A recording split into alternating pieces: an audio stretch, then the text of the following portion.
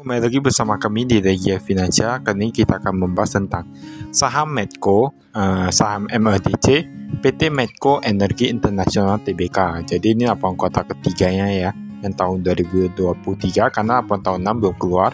Ini ada direktur utamanya di sini, Hilmi Panigoro. Kemudian direktur keuangannya yaitu Anthony Robert Martias, alamat kantor di Energy Building 53 atau 53 SCBD Jalan Jenderal Sudirman, Jakarta. Nah, itu untuk alamat kantornya. Di sini ada dikatakan juga alamat domisilinya, ada Eksekutif Paradise Complex, ada juga yang di Jalan Patimura nomor 9 Jaksel. Nah, Jaksel nih. Lalu kita lihat yang kas dan setara kas. Kas dan setara kas kemarin ada 599 juta dolar. Ini dalam bentuk dolar. Lalu tahun ini berkurang menjadi 527 juta dolar. Untuk investasi jangka pendek nilainya hampir sama ya. Lalu ada deposito dan yang ditahan, yang dibatasi penggunaannya itu paling 138 jutaan. Kemudian kita lihat piutang usahanya. Piutang usaha pihak berrelasi menurun cukup bagus, tapi memang kecil ya jumlahnya. Pihak ketiga dari 320 juta dolar menjadi 329 juta dolar. Tapi itu kita perlu lihat juga, itu dia jatuh temponya itu masih lama ataukah baru-baru saja. Jadi belum bisa dibilang cash flow-nya itu bagus atau tidak. Ini ada piutang lain-lain juga. Piutang lain-lain yang pihak ketiga udah berkurang cukup banyak, agak bagus berarti ya. Lalu kita lihat, ini ada persediaan. Persediaan dari 106 juta dolar sekarang menjadi 128 juta dolar. Kalau kita lihat di sini total aset lancarnya sedikit berkurang dari 1,7 miliar dolar menjadi 1,6 miliar dolar.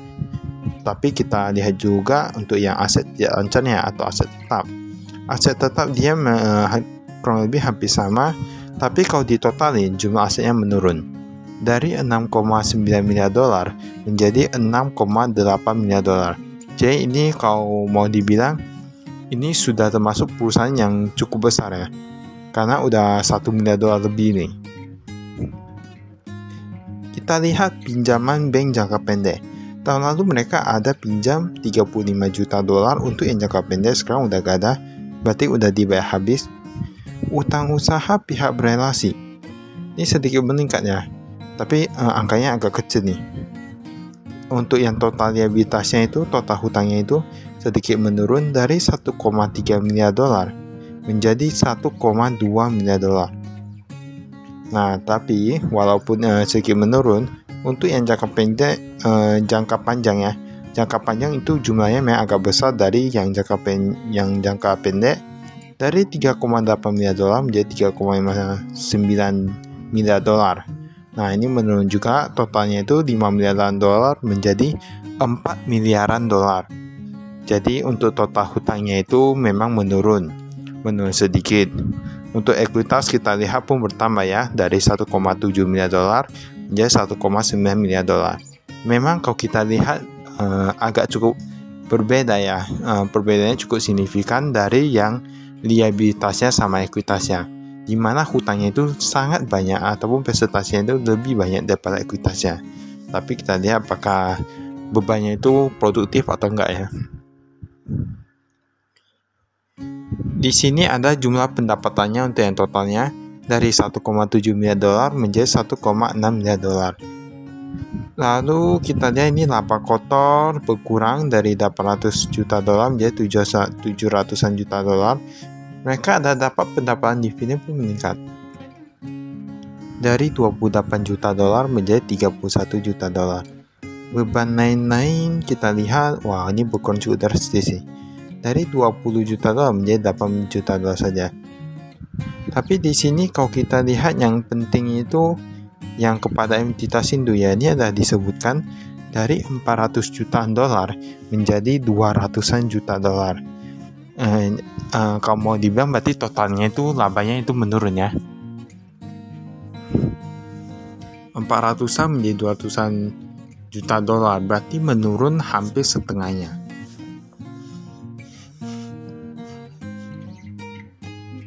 Penerimaan kas dari pelanggan. Kemarin tahun lalu ada 1,7 miliar dolar mereka terima dari pelanggan. Tapi sekarang tinggal 1,5. Ya itu karena penjualan menurun ya, tentunya menurun juga ya. Untuk yang dari operasional, mereka kemarin tahun lalu ada plus 600-an juta dolar. Sekarang menjadi 500-an juta dolar, berkurang sedikit. Tapi it's okay karena gak gitu apa ya. Maksudnya dia masih menghasilkan arus kas yang positif. Untuk arus kas dari aktivitas investasi. Dividen kas untuk yang apa menurun sedikit. Yang investasi, wah ini bukan cukup banyak. Karena tahun lalu mereka ada akuisisi bisnis setelah dikurangi kas yang diperoleh. Sekarang gak ada. Jadi kemarin tahun lalu minus 900-an juta dolar, sekarang menjadi 20 juta dolar gitu aja. Puluhan juta dolar saja. Nah, aktivitas pendanaan pun minus. Aktivitas pendanaan minus itu sebenarnya is okay, masih is okay lah ya.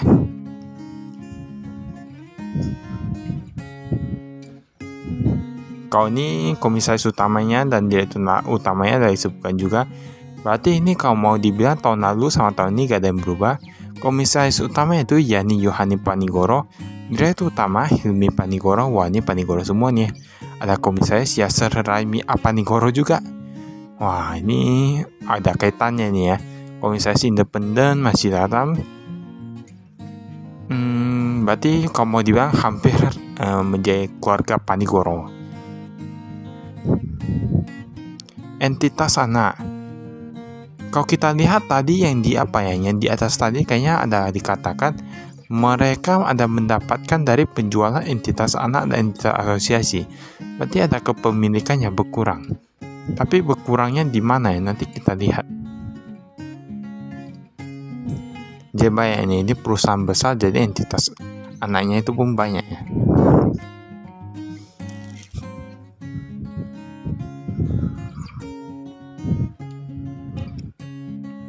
Ini tapanya masih sama-sama aja.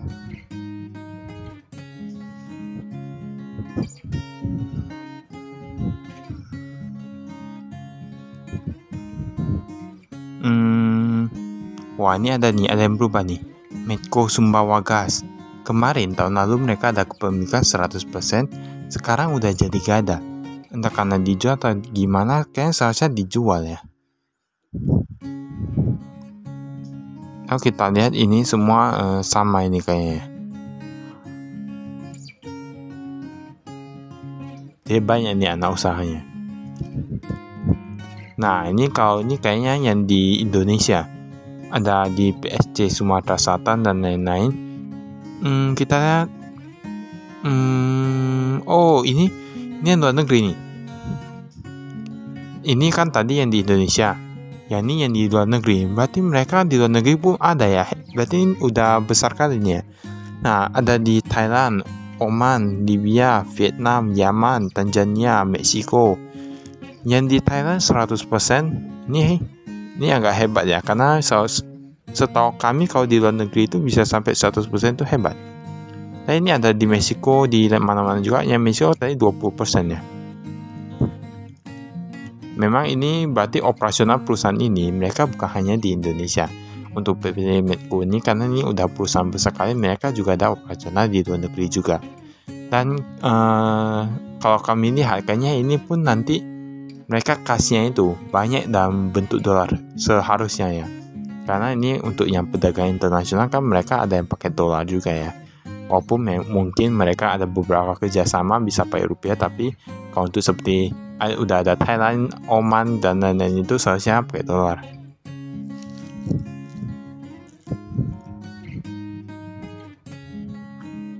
Kita lihat kas yang di tangan, wah ini meningkat cukup banyak. Dari 40.000 dolar menjadi 14 juta dolar. 1 juta dolar 15 miliaran. Nah ini udah sampai 14. Mungkin kalau tidak salah 200 miliar gitu ya. Lalu kita lihat yang di bank. Yang di bank yang di rupiah pihak berelasi ada Bank Wuri Saudara Indonesia, berarti ada relasi dengan mereka. Ini pihak ketiga. Pihak ketiga Bank Mandiri berkurang dari 48 juta dolar menjadi 30 juta dolar. Paling banyak itu Bank BRI 23 menjadi 5 juta dolar gitu ya. Nah ini nih, sesuai yang kami perkirakan, dolar Amerika Serikat mereka punya banyak ya kasnya. Dari 152 juta dolar kemarin yang di Australia and New Zealand Banking Group menjadi 130 juta dolar. Di Standard Chartered Bank 23 juta dolar menjadi 82 juta dolar. Ini banyak lagi nih, The Hong Kong and Shanghai Bank, Bank Rakyat Indonesia, Bank Permata, dan ada dolar Singapura di Citibank, di BSP Singapore Ltd. Kemudian ada yang pound sterling Standard Chartered Bank. Wah, ini rata-rata Standard Chartered Bank nih. Lalu tadi ada Baht Thailand ya. Karena mereka udah internasional, udah besar nih perusahaannya. Investasi jangka pendek ada di dana kelolaan bank dan institusi keuangan, dan itu pakai dolar. Kurang lebih nih ya, hampir sama 10-an juta dolar. Udah mau menyentuh angka 11 ini ya. Ini untuk yang pihak ketiga, pelanggan dalam negeri dari 195 juta dolar menjadi 200 juta dolar. Nah ini piutangnya ini kayaknya mau dibilang macet enggak, mau dibilang enggak macet pun enggak. Kayak gini, mereka memang presentasi untuk yang lebih dari 4 bulan itu, lebih dari 4 bulan memang mencapai 5 juta dolar. Pada tahun lalu cuma 1,9 juta dolar. Tetapi kalau jika dibandingkan dengan kenaikan piutangnya yang lancar itu, seharusnya termasuk kecil sih presentasenya. Pokoknya kita lihat memang agak kecil ya, agak kecil yang lebih dari 4 bulan. Tapi kalau misalnya gak dibayar ya sama juga ya, karena 4 juta dolar pun uang juga. Apalagi untuk walaupun ini perusahaannya udah besar kali, tapi seharusnya bisa dipakai juga ya, namanya ini uang, namanya uang ya. Piutang usaha ini berdasarkan jenis. Ini ada yang pihak berelasi, ada yang pihak ketiga, dan lain-lain.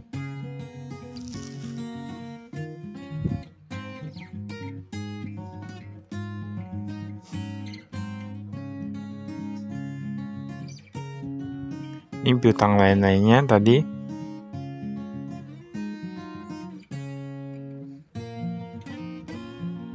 Pendapatan bunga dari jasa konsensi, aset keuangan konsensi, pendapatan konstruksi, pendapatan bunga. Pendapatan bunga agak sedikit menurun yang dari jasa konsensi dari 25 juta dolar menjadi 23 juta dolar. Penerimaan dari PLN minus ya, kemarin minus 28 juta dolar, sekarang menjadi minus 26 juta dolar. Ini persediaan, perlengkapan sumur dan lainnya dan suku cadang dari 98 juta dolar menjadi 110 juta dolar. Persediaan minyak tanah meningkat nih dari 8 juta dolar menjadi 18 juta dolar. Jadi rata-rata ini walaupun diakumulasi meningkat ya ini ya. Dari total 106 juta dolar, persediaannya itu bertambah menjadi 128 juta dolar. Nah ini berarti cukup oke ya, persediaan banyak, berarti ada yang bisa dijual. Kalau ini yang pajak kita skip. Saya bisa nengok-nengok nih ya.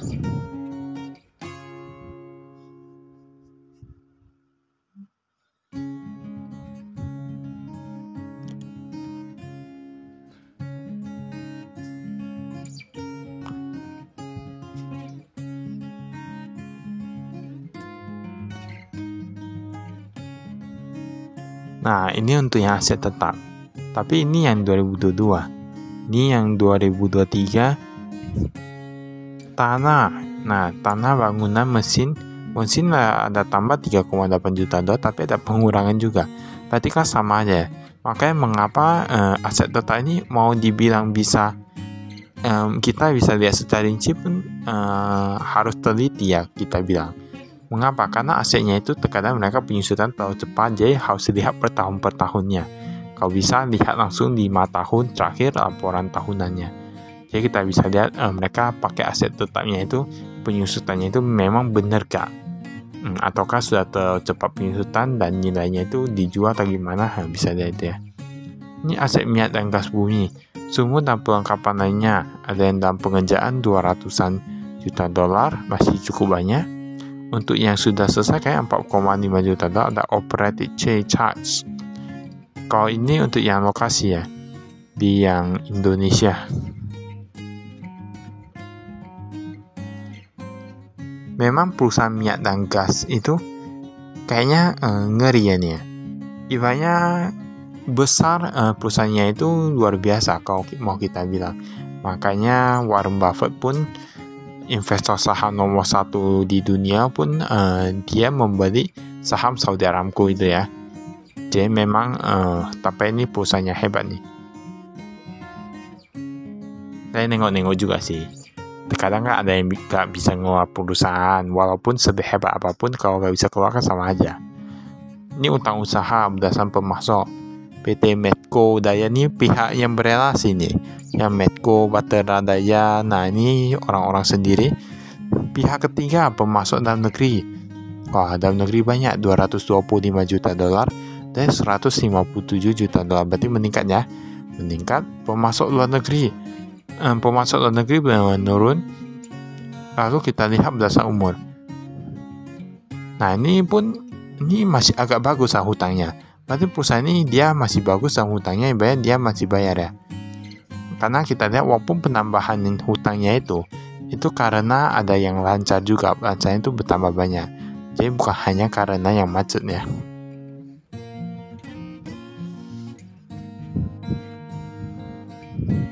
Ini tanpa aja kita skip.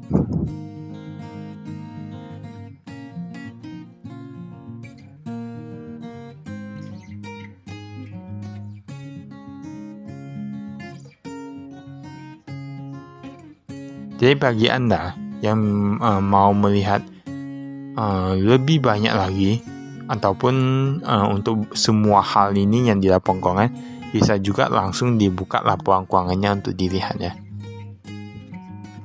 Ini ada pinjaman bank. Nah, pinjaman banknya itu ada di Bank Mandiri tadi.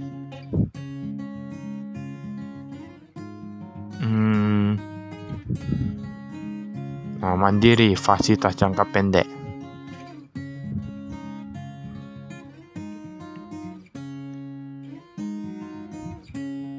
Memang kalau kita bilang untuk sebenarnya modal ini mereka dapat dari mana? Nah, ini ada dikatakan mereka ada utang jangka panjang lagi, yaitu dalam bentuk obligasi. Karena setahu kami mereka yang untuk Medco ini, mereka setelah menerbitkan obligasi lalu setelah dibayar mereka kasih bunga ke masyarakat. Habis itu mereka terbitkan obligasi lagi, jadi berkelanjutan kalau kami lihat obligasi mereka. Tapi kalau kita lihat bunganya itu pun tinggi juga, lumayan juga ya. Tapi mereka masih bisa masuk keuntungan, berarti ini cukup bagus. Tapi sebenarnya yang apa itu yang kita lihat itu ekuitasnya itu. Ekuitasnya masih agak terlalu rendah jika dibandingkan dengan hutangnya.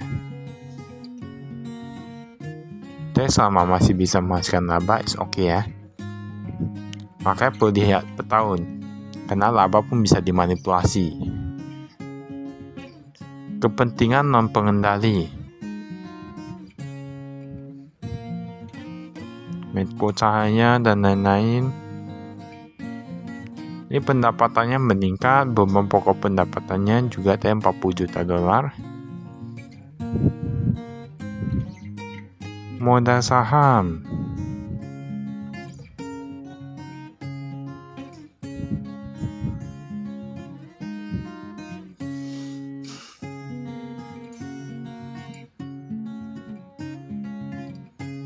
Tambah modal.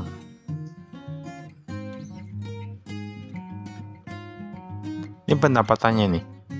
Kalau kita lihat pendapatan paling banyak itu dari mana ini? Dari minyak dan gas bumi. Udah aku bilang untuk yang minyak dan gas bumi ini kayak hebat nih. Dia mencapai 1,4 miliar dolar untuk kontraknya. Yang untuk konstruksi bahkan hanya 131 juta dolar. Listrik air sales untuk penjualan listrik tentunya hanya 37 juta dolar.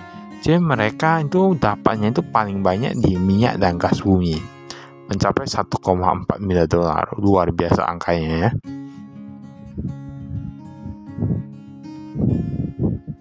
walaupun menurunnya dari tahun lalu, tapi kami lihat untuk beberapa sektor lain pun ada yang meningkat. Jadi inilah bagusnya untuk diferensiasi gitu ya. Ini dari pasar geografis kita lihat.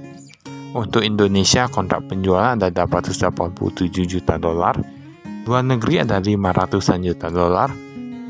Berarti yang di luar negeri mereka hanya penjualan minyak dan gas bumi ya.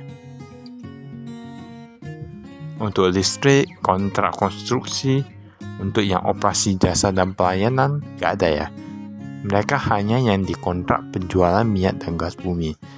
Untuk yang Indonesia sendiri, negeri sendiri ini baru ada ya dia. Tapi kalau kita lihat memang angkanya udah bertambah dari tahun lalu. Baik itu yang dari listrik, yang dari operasional gitu. Nah, itu yang tadi kami bilang pentingnya diferensiasi. Jadi banyak dari sektor ini mereka dapat udah berkurang, dari sektor lain bertambah. Nah, banyak kan lebih bisa menjaga keberlangsungan gitu ya, sustainability kalau orang bilang. Kita lihat ada perusahaan gas negara, ini total terhadap penjualannya, terhadap pendapatannya. Perusahaan gas negara itu paling banyak. Pegas ya, 17,8%. Glencore Singapura hampir sama, 17,36%. Perusahaan listrik negara PLN 13,79%.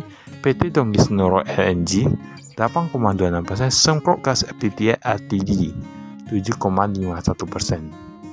Lalu ada PT Kilang Pertamina Internasional 5,14%. Tapi yang kita lihat yang Pegas ini kan meningkatnya ini untuk yang Medco ini ya. Ini kita lihat ada beban-bebannya seperti sumur kering, seismik ibaratnya pergerakan gitu ya. Ini yang umum dan administrasi. Gaji upah imbalan kerja. Wah, ini meningkat cukup banyak nih. 83 juta dolar menjadi 98 juta dolar. Honorarium, wah, profesional meningkat juga tadi ya. Peralatan perlengkapan meningkat juga. Ini rata-rata bebannya meningkat nih. Untuk beban penjualan meningkat sedikit aja sih kalau kita bilang. Paling beban jamuan berkurang, beban ekspor berkurang. Nah, ini perjalanan dinas nih. Berarti karyawannya ini banyak yang melakukan perjalanan dinas. Tapi saya bukan berarti banyak ya. Asal karyawannya itu jujur. Ibaratnya perjalanan dinasnya itu bukan ditulis saja, tapi benar-benar ada lakukan perjalanan dinas. Dan tidak, sebenarnya itu udah menjadi udah menjadi keuntungan ataupun pandai-pandai sendiri lah. Itu tergantung mereka ya.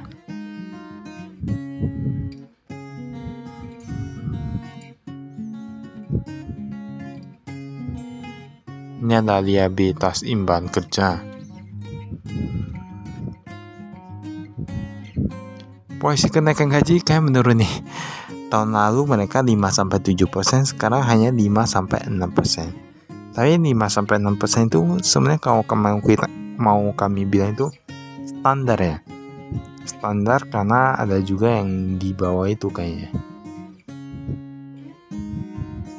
Ini yang pihak berelasinya. Ini mereka katakan lagi ataupun jelaskan lagi untuk yang perinci-rinciannya gitu. Tadi asetnya, ada liabilitasnya, transaksi pihak berelasinya.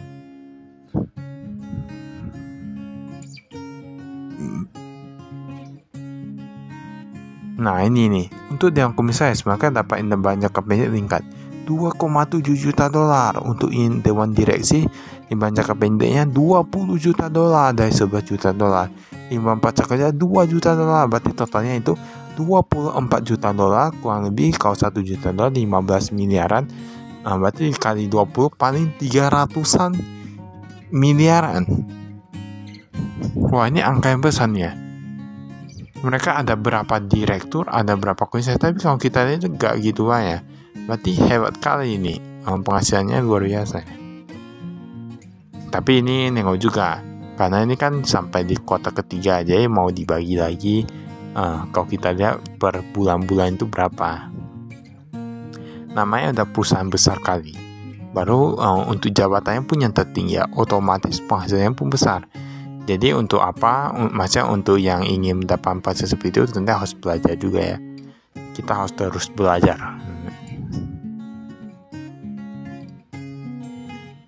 Ini manajemen risiko-risiko gitu ya mereka bahas ya. Akuisisi dan pengalihan. Berarti ini transparan nih perusahaannya. Memang kebanyakan untuk perusahaan besar itu lebih transparan untuk menyampaikannya di lapangan keuangan. Tapi yang kenyataannya di lapangannya itu gak tahu ya, entah ada main dalam atau gimana.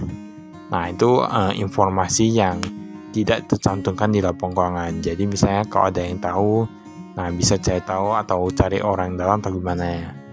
Kalau ingin lebih tahu informasi lebih banyak.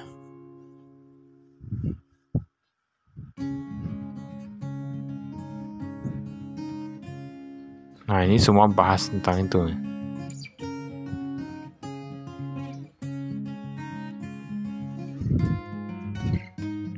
Transaksi non-cash. Saya kayaknya jujur, ini laporan keuangannya ini panjang nih. Sampai 200 halaman kalau tidak salah. Biasanya itu cuman paling ada yang 60-an tuh perusahaan kecil, ada yang ratusan juga. Nah ini estimasi cadangan. Yang termasuk aset di Indonesia itu ada di Sumatera, Timor, Batas, Laut Natuna ya. Kemudian ini ada yang di luar negeri, internasional juga tadi. Oh baiklah, itu saja dari kami. Sekian dan terima kasih. Salam investasi.